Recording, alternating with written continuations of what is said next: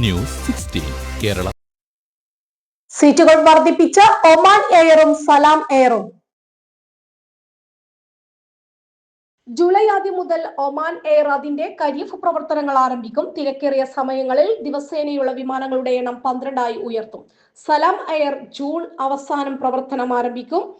July 10 മുതൽ August അവസാനം വരെ ദിവസേന 8 വിമാനങ്ങൾ വരെ സർവീസ് നടത്തും. കൂടാതെ സുഹാറിനും സലാലയ്ക്കും ഇടയിൽ നേരിട്ടുള്ള വിമാനങ്ങൾ ജൂലൈ 15 ആരംഭിക്കും. ദിവസേന ഒരു സർവീസ് ആയിരിക്കും ഉണ്ടാവുക. വർദ്ധിച്ചു വരുന്ന ആവശ്യം നിറവേറ്റുന്നതിനായി 2 എയർലൈനുകളും സീറ്റ് ശേഷി വർദ്ധിപ്പിച്ചിട്ടുണ്ട്. ഒമാൻ എയർ വർഷാവസാനത്തോടെ 70,000-ലധികം അധിക സീറ്റുകൾ അനുവദിച്ചു. കഴിഞ്ഞ വർഷത്തെ ഇതേ കാലയളവിനെ അപേക്ഷിച്ച് 16% വർധന. സലാം എയറും 2024 അപേക്ഷിച്ച് സീറ്റുകളുടെ എണ്ണം 58%-ലധികം വർദ്ധിപ്പിച്ചു. ഈ വർഷം ഇത് ഏകദേശം 1,76,000 സീറ്റുകളെത്തി. ജൂലൈ 1 സെപ്റ്റംബർ 15 ഇടയിലായി സലാലയിലേക്ക് ഒമാനികൾക്ക് ഒമാൻ എയറിന് 32 റിയാൽ ആയിരിക്കും.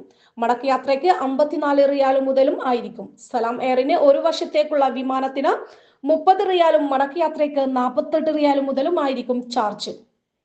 News 16 news desk. പക്ഷമില്ല, വിവേചനമില്ല. നേരിനൊപ്പം, നാടിനൊപ്പം, നാട്ടുകാർക്കൊപ്പം. News 16 Kerala channel.